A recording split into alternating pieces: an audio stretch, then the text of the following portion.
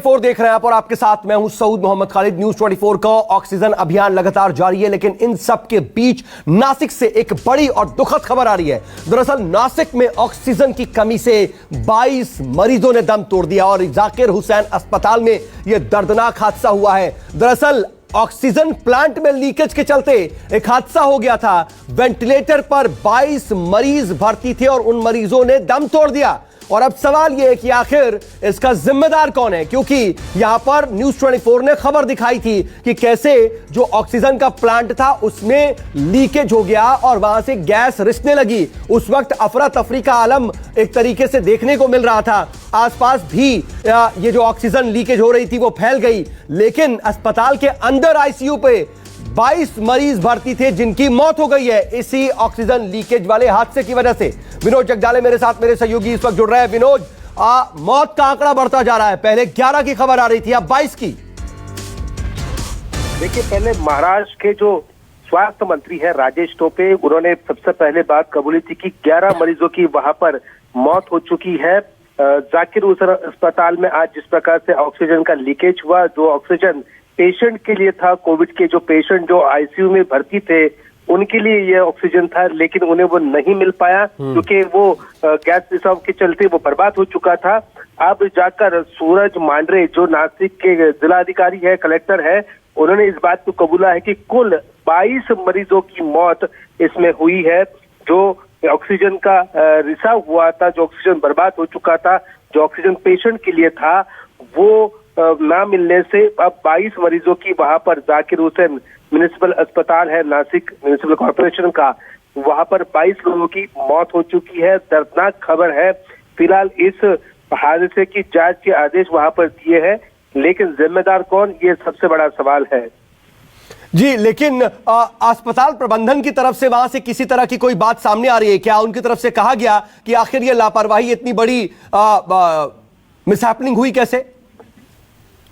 देखिए, अस्पताल का ये कहना है कि ये हुआ कैसे, इसके बारे में फिलहाल जांच की जाएगी, क्योंकि एकाएक वहां पर जब एक गैस का टैंकर आया, ऑक्सीजन का टैंकर, वो सिलेंडर में लोड करते समय वहां से एकाएक ऑक्सीजन का रिसाव शुरू हो गया और पूरे इलाके में वो ऑक्सीजन फैल गया। जो वो ऑक्सीजन काफी जरूरी था, क्योंकि अस्पताल का ऑक्सीजन खत्म होने आ रहा था, दूसरा ऑक्सीजन वहां पर लोड किया जाना था कि एकाएक वहां पर लीकेज शुरू हो गया।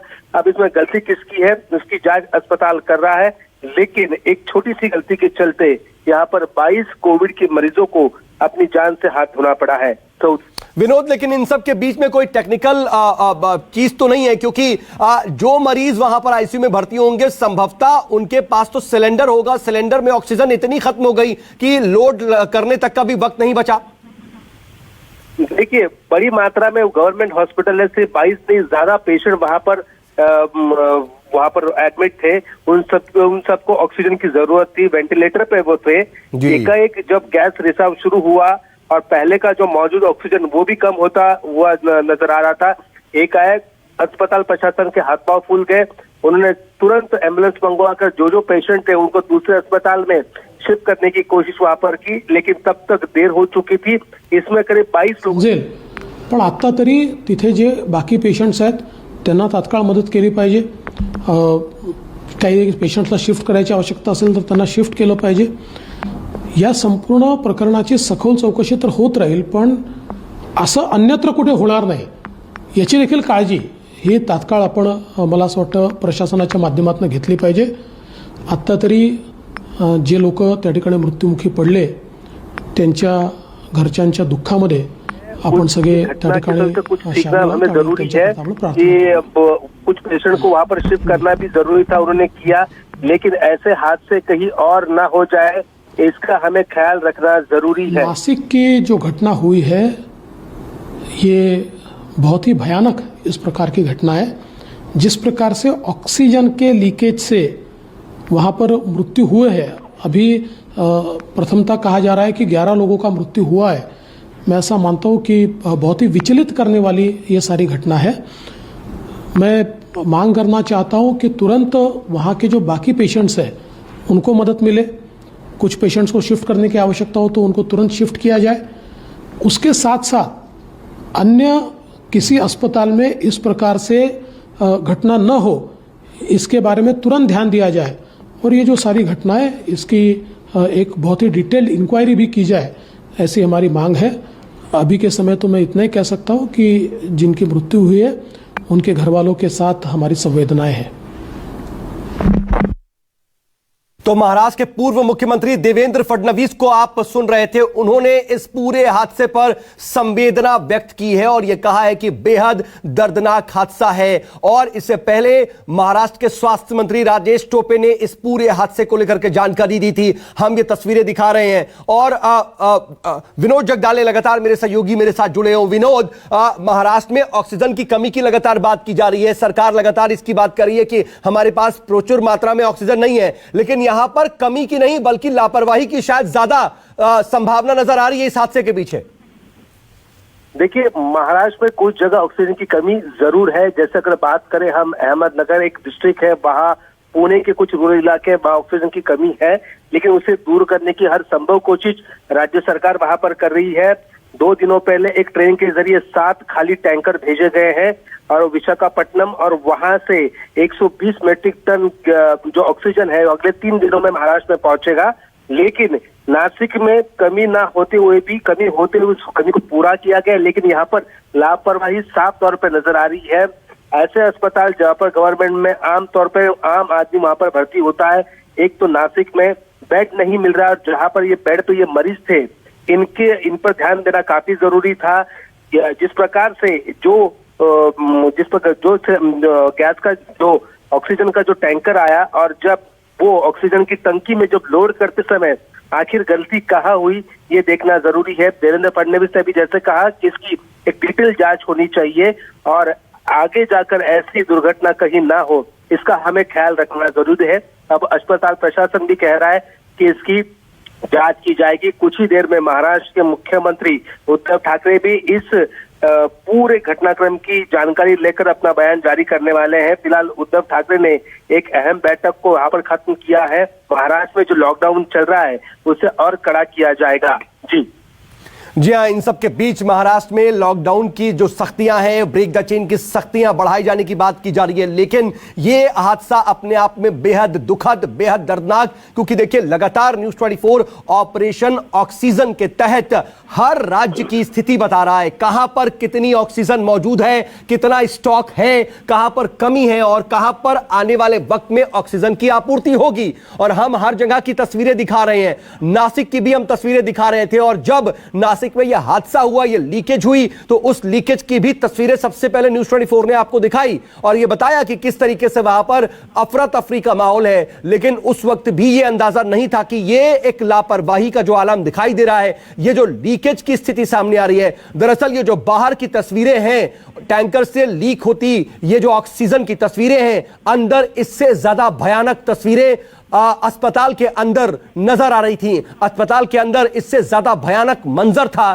क्योंकि वहां पर आईसीयू पर जो लगातार मरीजों का इलाज चल रहा था, कोविड पेशेंट्स थे, ऐसे 22 मरीजों की जान चली गई सिर्फ इस एक हादसे की वजह से। और इसके पीछे की लापरवाही क्या? आखिर जब टैंकर से ऑक्सीजन को लोड किया जा रहा था, क्या वहां पर नॉब में सही तरीके से उसे फिट नहीं किया गया, या फिर कोई टेक्निकल और ज्यादा कमी रह गई, कोई गलती रह गई? अब इसके कारणों का पता लगाने की तो कोशिश हो रही है, लेकिन जो 22 जिंदगियां अब नहीं रहीं, उनकी मौत हो गई, आखिर उनकी मौत का जिम्मेदार कौन?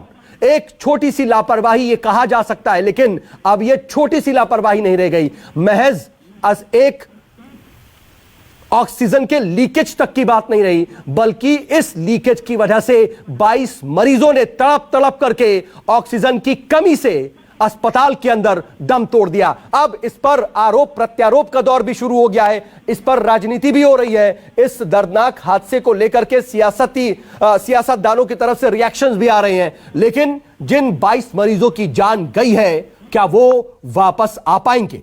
यह अपने आप में बड़ा सवाल है। और इन 22 मरीजों की जो जान गई है, उनकी मौत का जिम्मेदार कौन? न्यूज़ 24 यह सवाल पूछ रहा है, क्योंकि इस वक्त देश में एक तरीके से मेडिकल इमरजेंसी है।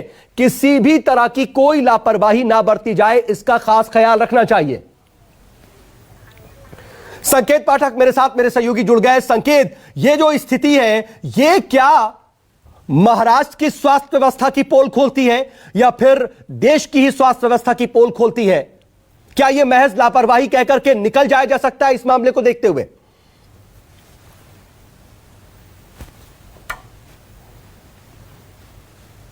जी बिल्कुल, मैं आपको बताऊं कि जिस तरीके का ये हादसा हुआ है, 22 पेशेंट की मौत हुई है, ये अपने आप में बेहद दर्दनाक है।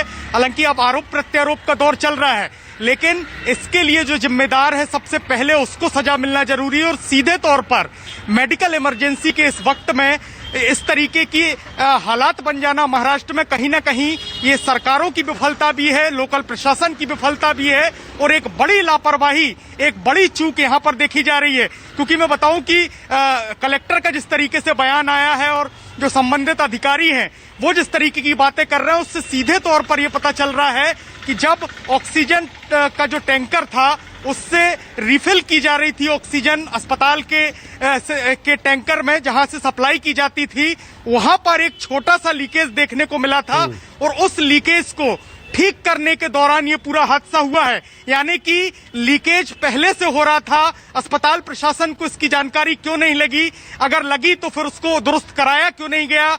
क्यों अचानक से जब पेशेंट जो तमाम वहां पर आईसीयू में भर्ती थे उनकी ऑक्सीजन खत्म होने लगी, तब आनन फानन में प्रशासन ने ये तमाम कदम उठाए, लेकिन तब तक बहुत देर हो चुकी थी।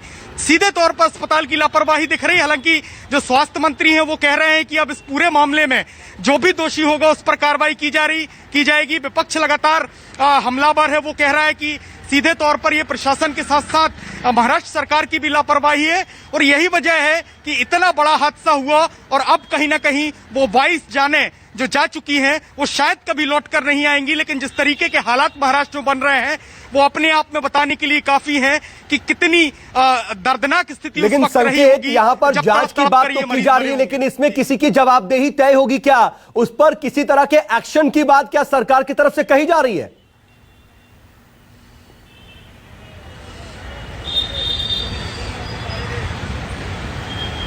जी बिल्कुल, मैं आपको बताऊं कि स्वास्थ्य मंत्री जो महाराष्ट्र के हैं राजेश टोपे, उनका बयान सामने आया है। उनका कहना है कि जो भी दोषी होगा उस पर कार्रवाई की जाएगी, चाहे वो अस्पताल से जुड़ा हुआ हो, चाहे वो ऑक्सीजन सप्लाई करने वाले जो लोग हैं, अगर उनकी लापरवाही सामने आती है तो उनके ऊपर भी कार्रवाई की जाएगी। लेकिन सबसे बड़ा सवाल यही उठता है कि अगर पहले से छोटा सा लीकेज अगर ये वहां पर हो रहा था तो इसको पहले दुरुस्त क्यों नहीं किया गया?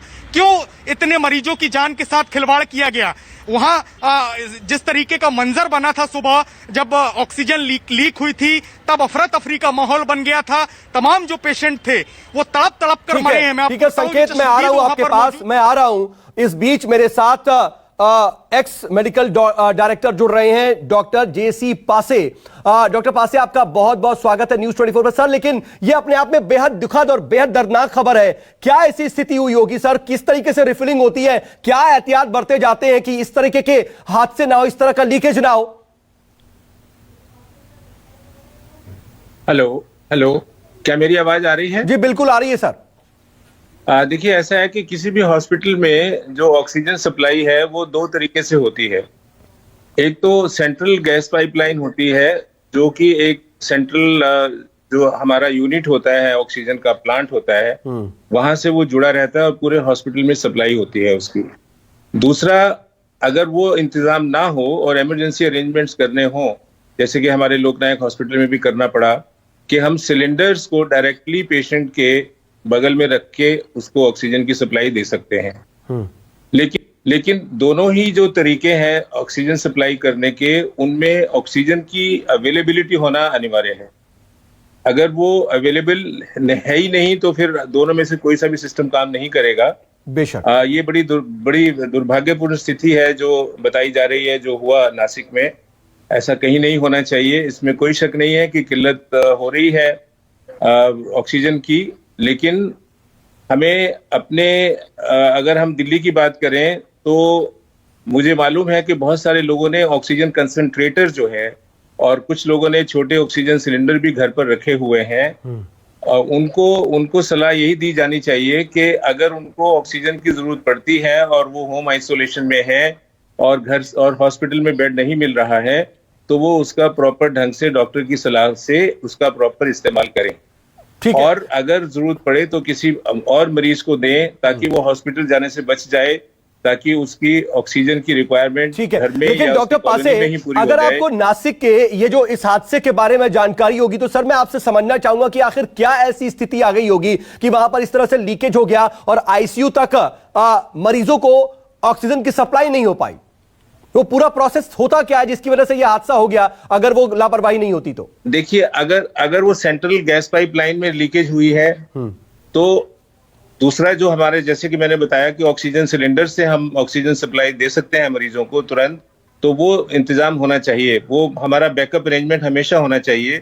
अगर सेंट्रल गैस पाइपलाइन में सप्लाई मेडिकल ऑक्सीजन जो है वो लिक्विड ऑक्सीजन होती है, वो अगर वहां पर अवेलेबल नहीं है या वो किसी तरीके से वो रास्ता बंद हो गया या लीकेज हो गई, तो हमारे पास ऑक्सीजन सिलेंडर्स होने चाहिए बैकअप के लिए, जो हमें आईसीयू में हमेशा रहते हैं। हर हॉस्पिटल में ये एक प्रोटोकॉल है। जी सर, मैं आपके पास लौटूंगा। इस बीच मेरे साथ डॉक्टर एल तोमर भी जुड़ चुके हैं जो मैक्स हॉस्पिटल से। डॉक्टर तोमर, मैं आपके पास भी आऊंगा और डॉक्टर पासे आपसे भी आके हम चर्चा करेंगे, लेकिन वक्त एक बहुत छोटे से ब्रेक का फिलहाल हो चला है। ब्रेक के बाद फौरन लौटते हैं, कहीं जाइएगा मत।